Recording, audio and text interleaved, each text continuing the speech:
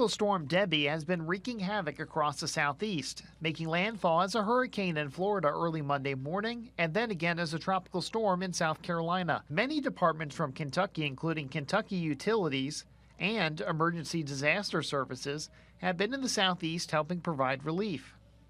This week, we've sent about 110 of our contractors, these are line technicians and tree trimmers, to assist with the efforts down there.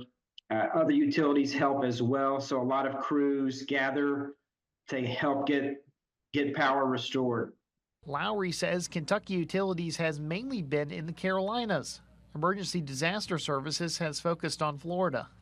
Massive flooding, major road closures, a lot of debris in the road, and we had a small contingency that started setting up base camps throughout the Big Bend area. It is typical that both organizations help out with disaster assistance like this. Matt Daly from Emergency Disaster Services was in the same area of Florida last year when Hurricane Idalia hit. Daly says this year the flooding is more notable.